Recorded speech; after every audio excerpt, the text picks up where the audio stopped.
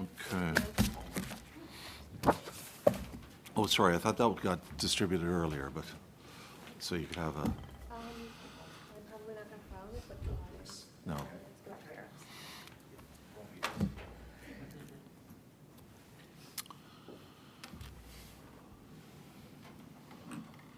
Okay, so good morning, everyone, and thank you very, very much for coming to talk about some anxious times. The greatest economic and existential threat, none greater than the 1992 moratorium itself, has been targeted against us by a centuries-old ally governed by Donald Trump. Last night, according to interpretive bulletins from the U.S. Commerce Department and by the Government of Canada, our country, our province, and our fishery faces a sweeping 25% tariff on our exports to the United States. Never since the 1992 moratorium has such a challenge been put before us. While all sectors of the economy are affected by our allies' betrayal, none more so than our fishery. As we are aware, over 95% of Newfoundland and Labrador's snow crab last year was sold and consumed in the United States. This is a $500 million enterprise, which is primarily caught, shipped, and sold in a 4-month period. It is caught in this web of tariffs. But we are ready, and we will fight back. Canadian counter tariffs, including considerations on energy, are at the ready. Diversification is underway, with the Newfoundland and Labrador companies preparing in-depth strategies and implementation plans to look at new and better markets than the United States. Our fisheries market diversification fund will be rolled out, and we will engage Canadian, European, and Asian markets with the best quality cold water seafood available anywhere in the planet. We are preparing to support measures, if required, for people affected by this U.S. betrayal against us. Part of that readiness is also keeping our eye on all issues related to our fishery. While the preoccupation is obviously tariffs, we will not relax on issues for which we need to concentrate, which strengthen and mitigate our fishery and make it more resilient. That includes creating a better management plan for Northern Cod. It is never lost in my mind to keep the totality of the fishery always in mind. The fishery that sustained us as a province for generations. So with that said, my address this morning is really to reiterate some of the things that I have expected of the federal government in terms of the upcoming Northern Cod Management Plan. But in any questions that you may pose, I'd be happy to respond to other issues within the fishery, especially with the tariffs. But I would like to keep this morning's discussion about the fishery. With that said, as we are aware, the Northern Cod Management Plan came with considerable controversy when the federal government reopened it in July of 2024. It opened a commercial cod fishery, which had implications that allowed foreign factory freezer trawlers into our fishery. This, after a 3-decade-plus moratorium, was quite provocative. It went against all standing principles that we have negotiated and expected and heard voiced from federal governments in the past about how this fishery would be managed on a go-forward basis. So with that said, I did have an opportunity not only to engage directly with the federal minister of Fisheries and Oceans Canada, but also I took other opportunities, such as the Standing Committee on Fisheries and Oceans and their study on the impact of the reopening of the cod fishery in Newfoundland and Labrador. And interestingly enough, as the committee itself, the federal committee, the House of Commons Standing Committee itself put, and Quebec, which I think speaks to the volume of politics engaged in this, because as we know, the northern cod fishery did not affect Quebec.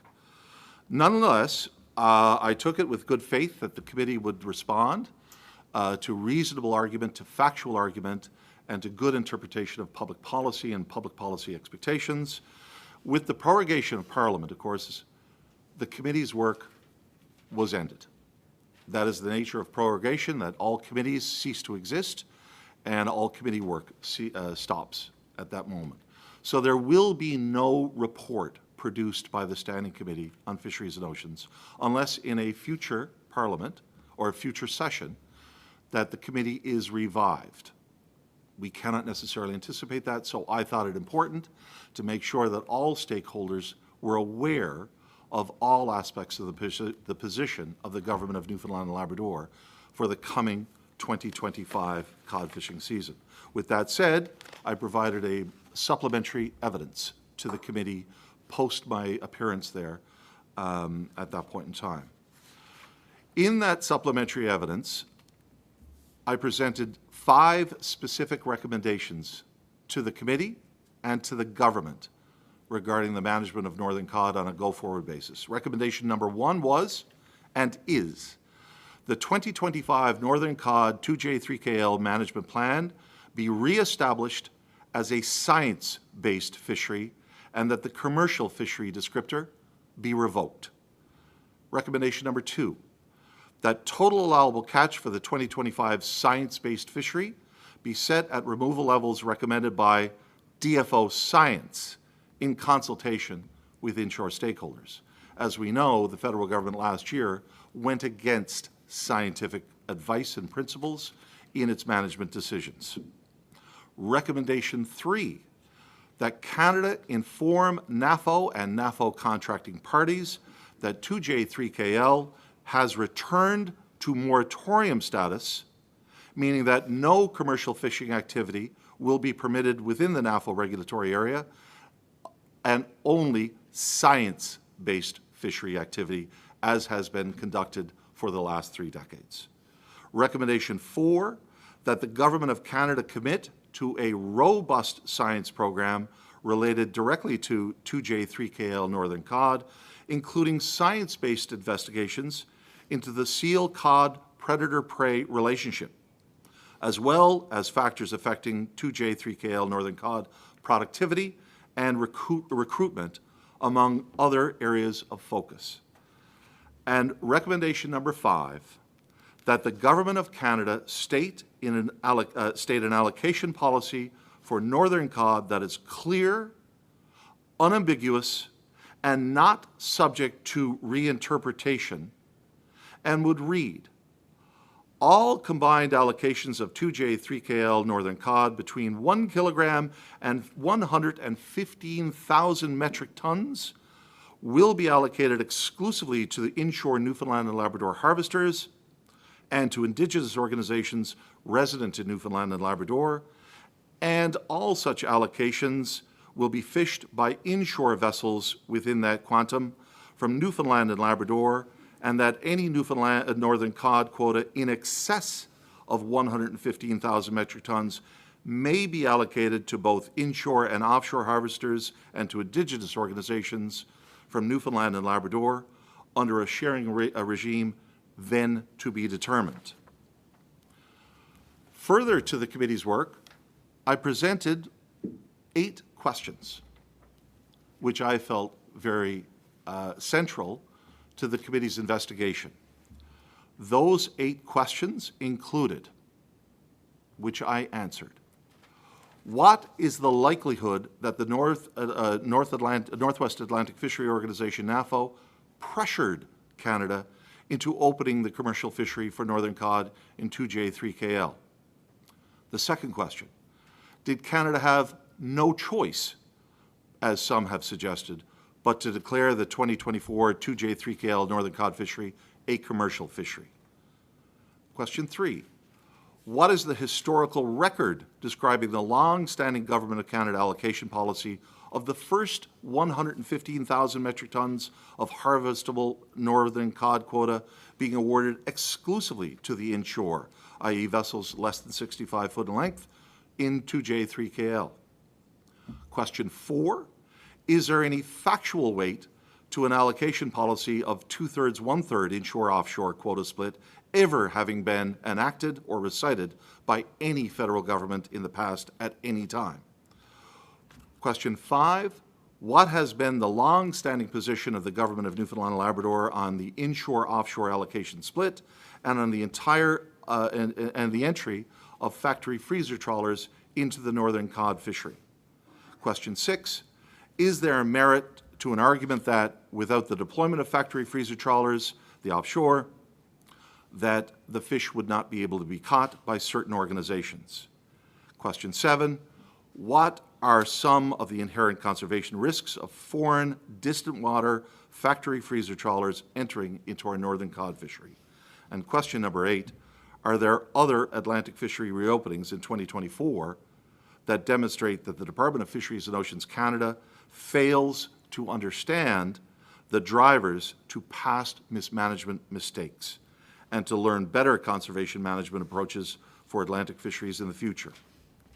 Now, in the interest of time, I won't get into in-depth answers to all of those questions. It is put before you in the submission that's provided, but I will answer just some.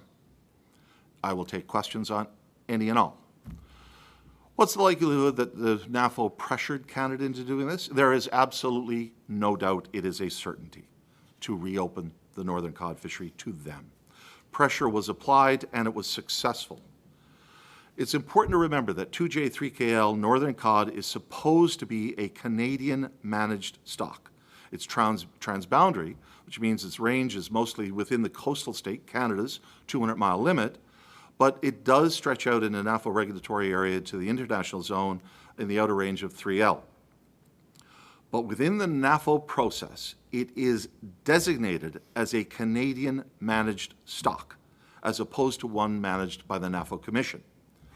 So any state that pronounces that this stock is not a Canadian managed stock would commit, in my opinion, a serious provocation of Canadian rights within NAFO and violation of Canadian sovereignty. Yet this infringement was made without any Canadian counter-protest. Immediately following the conclusion of the 46th Annual General Meeting of the NAFO in 2024, the Directorate General for the Maritime Affairs and Fisheries of the European Commission brazenly announced to the world, and I quote, on the basis of a joint EU-Canada proposal, NAFO adopted measures on the fishery for Northern Cod in Divisions 2J, 3K, and 3L of the ocean area covered by NAFO. They went on to say, NAFO reopened the fishery and established a revised sharing arrangement. Since the previous provisions dated back to 1991, it was fair and necessary, says the release, to increase the EU share to reflect the current composition of the EU.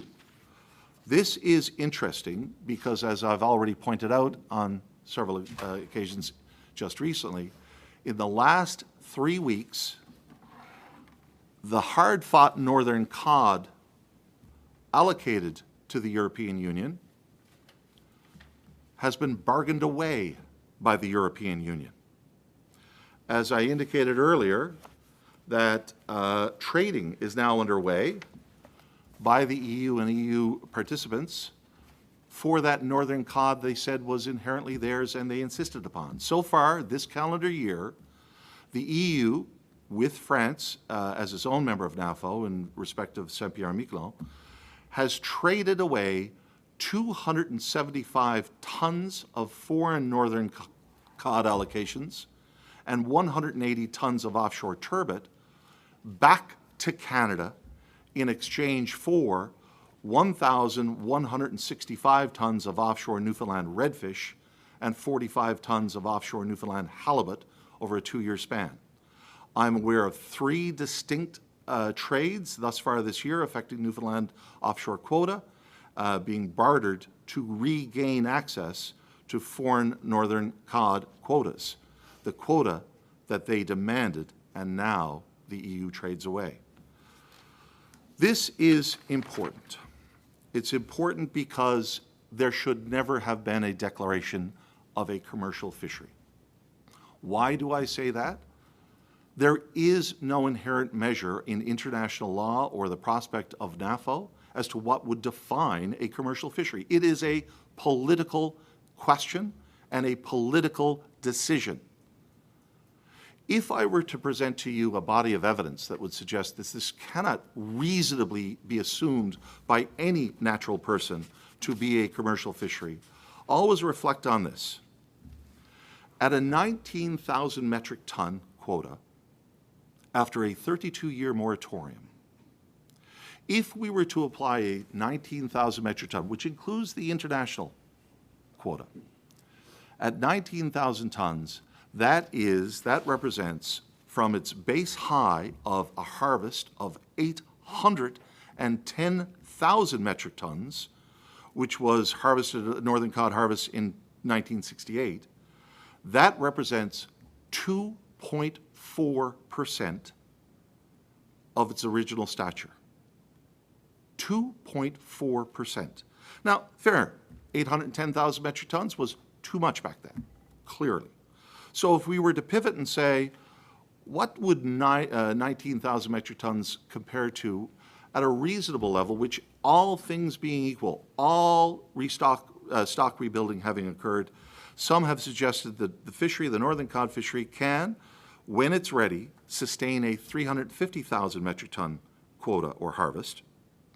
That would represent just basically 5% of the overall fishery. And if we were to measure it at 200,000 metric tons, we would still be less than 10% of its normal commercial harvest. Now, I'll say this to you just to make the point. If the Quebec dairy industry, or even better, the UK dairy industry, were to operate with 90% loss of their quota, of their access to resource, would there be a commercial dairy industry? No. If any industry at all, were to sustain a 98% loss of access to resources, 98%, would that ever constitute, in a reasonable person's mind, a commercial endeavor? No. Why would it be that at 19,000 metric tons, given the Northern Cod's historic harvest levels, that this is now considered a commercial fishery? It is patently ridiculous. And this is where Canada failed at the negotiating table to produce a better result for our fishers. So the last thing I will speak about is, with many questions still that may be available, is the 115,000 metric ton split of inshore exclusivity, is that fair? Is it reasonable? And is it pronounced? In my presentation to you, I detail quite robustly a full accounting of where the 115,000 metric ton inshore exclusivity came from. It is historic, it is measured, and it's real. It should not be reinvented.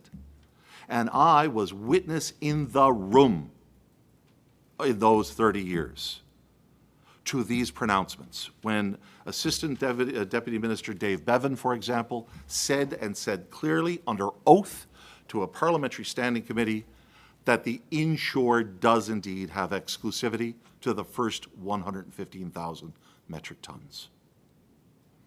And the record goes on even further. So with that said, I will stop there because we have a lot of ground to cover. I'm free and available for any and all questions related to this and perhaps other issues within our fishery. Minister Byrne, can we start with tariffs? I know for landed value for crustaceans alone, it's about $970 million, and that's not including the value that processors get out of this as well. And with 90% of our, say, snow crab, for example, going to the U.S., can you just describe what you think the impact of this trade war with the U.S. is going to have on the fishery? A lot of this will come down to what price can be established between harvesters and processors, buyers, and then what that price may, how that may impact within the context of the marketplace within the United States. I have absolutely no doubt that even with a 25% tariff, we can indeed sell to the United States. Buyers will buy and consumers will consume. It's a question of the details. Paramount to that is indeed the established price or price setting mechanism, which I will not comment on. That is, both parties, the ASP and the FFAW, are absolutely seized on the reality and seriousness of that question. That is a price bargaining question. They will establish that. But we as a department have looked very closely at, is this an on-off switch? Is this 25% tariff going to mean that not 1 pound of crab, snow crab, is going to enter the United States and be bought by the United States and consumed by U.S. consumers? Absolutely not. With inventories, what we measured is that inventories of snow crab from the 2024 season are depleted. They do not exist. That bodes very well. There are other factors such as, I'm sure that as of this afternoon, you will probably see a further decrease in the value of the Canadian dollar in the exchange rate to the United States. That has an influence as well, a positive influence on this. The real price sensitivity here, the real question, is how elastic or inelastic is the price going to be within the U.S. marketplace with either a price bump up or a status quo or some other measure of price. U.S. consumers love Newfoundland and Labrador's snow crab. It's why we sold 96% of it to the United States last year. And the example I'll give, just to make it sort of, when the price of beef goes up, do we stop eating beef? No, we don't. Some people might. Some people might, but we will still, so there will be elasticity within the demand cycle as to what happens to the volume of beef that is sold and consumed, but we still buy beef. So the question here is what is the relationship between the demand is very, very high. The supply actually may be reduced because there may be quota reductions in Southern Gulf for New Brunswick and Northumberland straight crab. That could have a positive influence for us. So there are many factors to all of this, but what we do know for sure is that there's a 25% tariff. And who will pay that tariff? Is it going to be the U.S. buyer that just simply absorbs the additional 25%? Or, as has been the tradition in the industry, is that Newfoundland and Labrador sellers actually arrange all the customs. They arrange the customs broker, they bring it past the border, and often they're the ones that may be the buyer, their U.S. counterpart, their buyer, may turn around and say, we aren't paying those customs. You have to pay it at the broker level. So we don't know exactly where this is going to go. There are certain elements that no government, no amount of planning can anticipate or prepare for, except what we can prepare for. One thing you can prepare for is support. So what will support look like for various sectors of the industry should it be necessary? First and foremost, counter-tariff. The support that we offer is a counter-tariff, a Canadian response, a Team Canada response. That's not in the wheelhouse no, of but the government. But we're going to go through each and every step of what is an effective countermeasure to offset, to combat, to overcome these tariffs. So counter-tariff is an essential element of this. I know that there may be arguments against it by some economists. I think that if we allow the bully to bully us and let him receive a benefit for bullying us, he will continue to bully us. So with that said, so the next move is market diversification. That's why I've already announced, and we are preparing, industry is now preparing submissions for a market diversification initiative targeting Canadian consumers, European consumers and buyers, and Asian consumers and buyers. So we are on the game, and we are the first off the block that I'm aware of in all of Eastern Canada to engage at that level at this in that initiative. Okay, so if we sell 96% of our crab to the United States, it's worth $436 million landed value. Have you guys? Surely you must have run the numbers with a 25% tariff. how much of that do you think is going to be effective? You know what I mean? I'm trying to get a sense of how much can we sell, you know? So it's interesting to say, so in the support role that I provide to the parties, and it is strictly a support role in price negotiations and producers and buyers who then market the product, we engage not only conventional market data, but this year we engaged a firm to do artificial intelligence analysis of market scenarios with a 25% tariff. I have that report before me. I'm distributing it to stakeholders in the industry to make sure that they are aware of it, that they can comment on it. I will not be distributing that publicly, but both sides, both harvesters and processors, will have an opportunity to be able to take advantage of that. And what it does model these kinds of scenarios. And I go back to the very premise that I stated earlier. There is an opportunity, even with a 25% tariff, to sell best cold water snow crab available anywhere into the United States. This will be very important, an important consideration in the price setting process. Can you give us a ballpark of what that opportunity is percentage-wise? 100%. It's a possibility that depending on it could very well that we do not lose one pound of market share. Do I think that's realistic or that it's probable? No, but I want to say with emphasis that I am optimistic that there is still reprieve, that we will be selling substantial amounts of snow crab into the United States market for the very reasons that I articulated earlier. The modeling will suggest that there is a price point. We do not know what the U.S. buyer, what we do know is this, and we took the analysis took past markets, past pricing and past market sales, and it tested the algorithm to past data to see if the algorithm was behaving correctly. Was it a good algorithm in the artificial intelligence? It performed remarkably.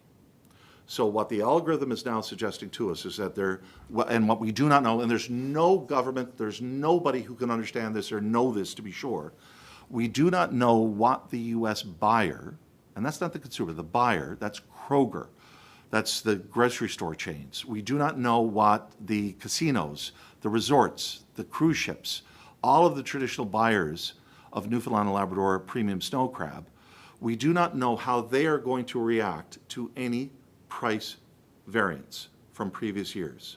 Will they cut back? And that's where my attendance to the Boston Seafood Show, that's where our sellers, our processors, getting out into the marketplace early is very, very important. That process is underway now. Let's just go back to Northern Cod for a second. I never got a chance to ask a question yet, guys. Yeah. Just go back to Northern Cod. What would you say to like ice water seafoods who just celebrated operating year-round, processing cod, Northern Cod, and 235 workers? Yeah. Who are employed full-time up there. I applaud ice water. And Bonnie, Yes. in the interest of continuity, can we get back to this very question because it's a separate matter, and I will spend whatever time you want on that question. But we'll just, in terms of the flow of the conversation here, we can stick to crab. But I think Bonnie's question is very, very valid. And the market. Oh, sorry. You go ahead, Ricky. No, so you said that you don't think a 100% share of the market is realistic. What is realistic? We have the season is going to open in, I think it's a week and a half, 2 weeks. What is realistic for harvesters that are waiting right now and feeling uncertain? I have to restate, repeat, re-emphasize that a lot of this will come down to the price setting decisions between the two bargaining agents for this year's fishery. How they decide to establish the price will be very, very important in answering that question. So in the absence of price, can I tell you how many tires will be sold if the price, when I don't know what the price will be? Or how many quarts of milk will be sold? Or no commodity can be properly predicted as to what the marketplace will demand what that supply-demand cycle will produce in terms of outputs until you know one of the variables, and that is price. And so that's why this is absolutely essential for the parties to continue to engage. Now, we have every good signal, and I'm not going to comment on collective price setting. It is not my role. It is not something that I have a right to do, and it would be irresponsible to do. But what you have all seen thus far is that there appears to be a very solid, cooperative, collegial relationship between the ASP and the FFAW. They have been working on all signs that you have seen and I have seen, because I have seen no different signs than you have seen. They appear to be working in common cause. The price negotiations are continuing. We do not know exactly what that will result, but what we do know is this: 2025 is a remarkably different year than 2024 because they have a full set of options that they have available to them that they asked for. Everything from a right to strike or lockout, which has been discussed amongst them, to going back to the panel process. I believe it's incumbent upon the parties themselves to talk about where they are within that bargaining cycle and within that bargaining process. But this will come down to what that price is and whether or not that price can adjust to the realities of the market, or will it be a static price. These are all things that the two agents to the bargaining table should engage you with. Depending on what the elasticity is in the U.S. market and how much, we don't have all the factors yet, like you said, but how would you describe the other markets and how likely they are to absorb some of the seafood that we might like to sell? In the short term, I don't think the prospect is enormous. Asia, I think, is probably our best prospect. One of the things about the Asian market is, especially the Japanese market, they covet a Japanese often, and we say this very eloquently and very appropriately. Asians often eat with their eyes. They take a product and it's part of as on the table itself. It is part of the entire experience. The Japanese market have traditionally enjoyed, have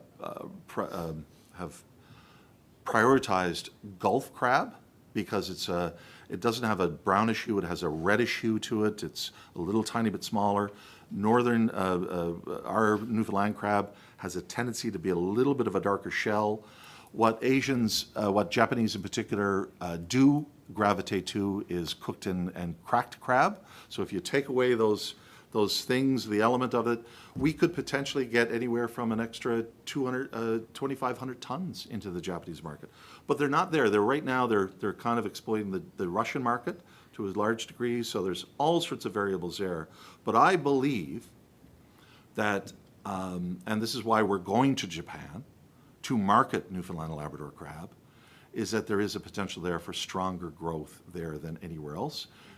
European markets also have potential, but probably not quite the same for snow crab as what Japanese markets have. And why is it, that, we spoke with seafood producers as well who have already kind of made that trip, one in particular, to Europe, and to try to see if they could diversify into other markets. And what makes it so challenging for them to kind of break into the European market?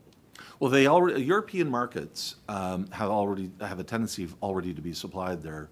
The consumers there, and I do believe that the European market it's twice the population of the United States, and it's also, they consume twice or amount of seafood per capita as the United States. So it is a good market.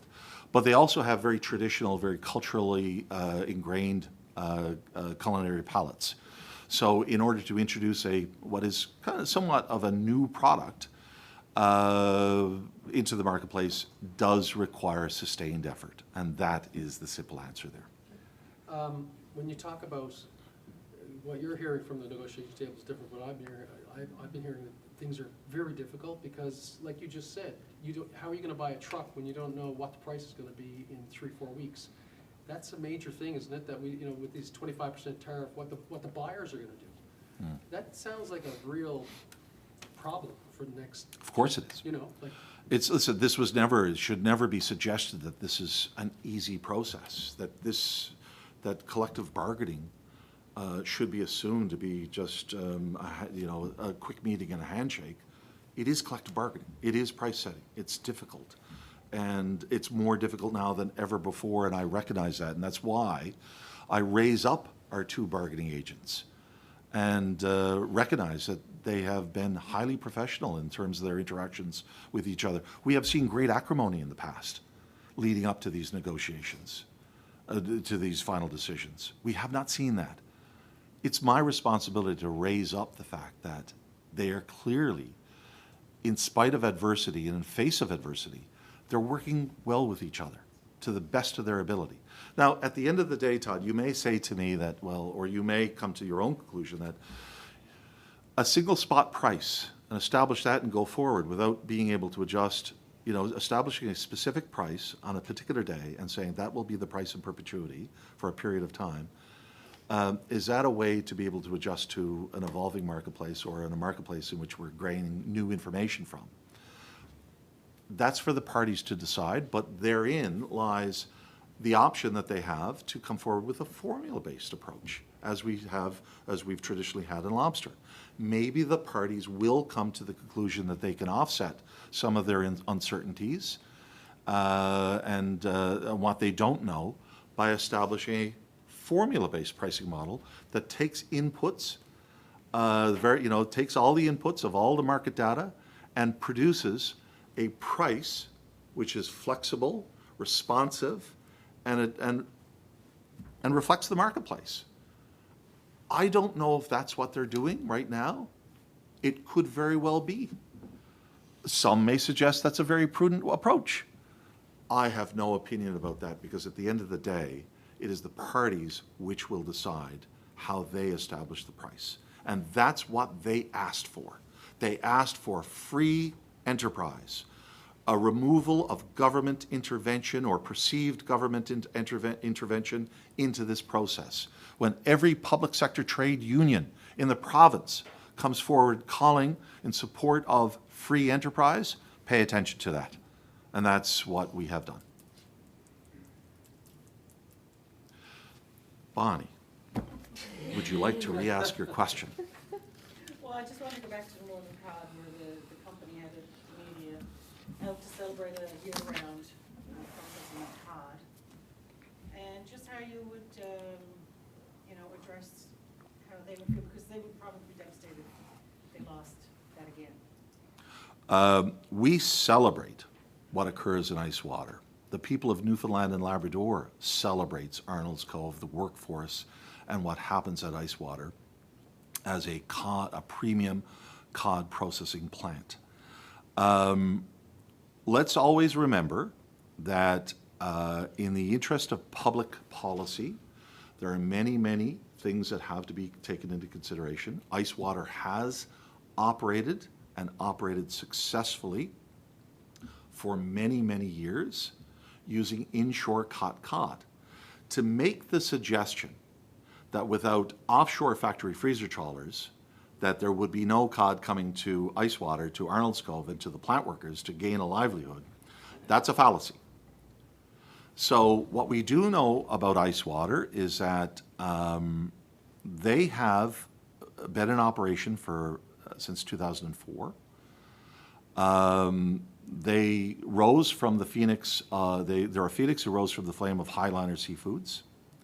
That back in 2004, they were awarded significant benefits, groundfish benefits, to establish an operation in Arnold's Cove. That included significant quotas of offshore cod, of redfish, of witch flounder, of yellowtail, of turbot, and Atlantic halibut. So while Arnold's Cove ice water is a cod-only plant at this point in time, just years ago, just a few short years ago, they were actually engaged in several species of groundfish. And what we know today is that ice water has access to, under the 2004 agreement that has the government of the day Finance Minister Loyola Sullivan signed a 20-year deal with Ice Water at that point in time to award it significant quota shares of what was formerly Highlander Seafoods. Measured in today's resource capacity, they have 378 tons of cod in today's metric, in today's quota keys. They also have 4,872 tons of redfish. Ice Water enjoys 44 tons of witch flounder. It enjoys 244 tons of yellowtail. It has 535 tons of turbot and 255 tons of halibut. So while we go forward on the basis of would it be prejudicial or hurtful to Ice Water to not have access to Northern Cod from an offshore factory freezer trawler in 2025 or 2026 or onwards, I'd simply make the case that Ice Water has had access to inshore cod in the past, and their plant itself has been in the business of processing redfish, flounders, yellowtail, turbot, and halibut. This indeed, if they were to do that in their plant, could indeed make a year-round operation as well. In addition to that, of course, Ice Water has benefited from just over $7 million in supports for equipment from the people of Newfoundland and Labrador in Canada, people who, you know, that supported equipment in that plant. So I am not arguing with Mr. Warham or Ice Water or the people of the community. What I am saying is that 30 years ago, we established a principle and a rule that said the first 115,000 metric tons of Northern Cod would go to the inshore. I stand by that. And I also stand by the fact that Ice Water has significant alternative resources to be able to continue on with year-round production.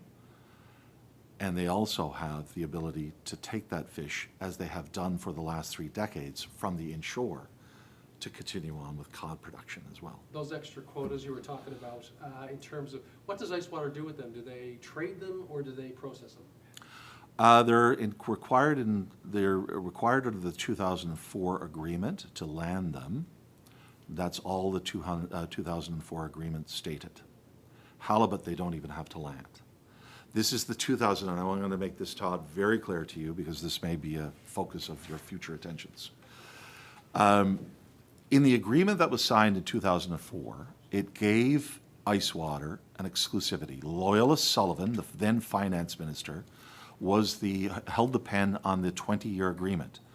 And in that 20-year agreement, it also contained a clause that said, no government shall restrict the opportunity to renew this agreement into the future on commercial terms, on reasonable terms. So not only did they have a 20-year agreement, but they also had agreement in perpetuity.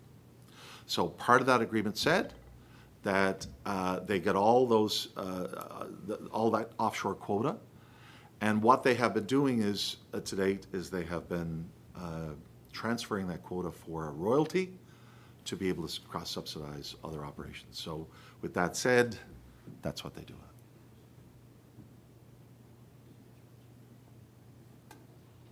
And just one final thing. So you listed a number of different quotas, though. So I did. Do they do all those? Do they trade all those for a different, subsidy or a royalty? Part of the agreement was, and this is why I'll be careful, there is also a non-disclosure agreement, a confidentiality clause that was signed by Loyola Sullivan into this agreement, and that may or may not restrict me as to what exactly I can say about the operations of Ice Water. So, but I just to reiterate what Bonnie said, they seem pretty darn happy to have this, say they're processing Northern Cod for the very first time. I would too. And it's, it's not a huge quota anyways, 19,000 metric tons. Yeah. But if it reverted back to what it was, the moratorium is back on, they'd be out of that fish, I guess. That's the premise that is false. How did they get fish in the past when it was exclusively a science-based inshore fishery? They imported. What? They imported. No, but they also got fish from Newfoundland. Inshore, from the inshore. Yes. Okay, now we're getting somewhere, which is that if this fish were still available to the inshore, they could still acquire the fish from the inshore. It's not an either-or argument. It's not an on-off argument.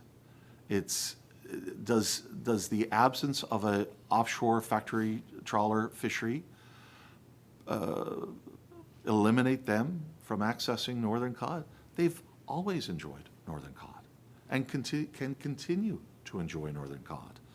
Will they be able to do it through a partnership with an offshore factory company? Not with the 115,000 metric ton, but they can still acquire it from the marketplace from inshore harvesters. And in fact, several of the community quota holders actually contracted the inshore to fish their community quotas.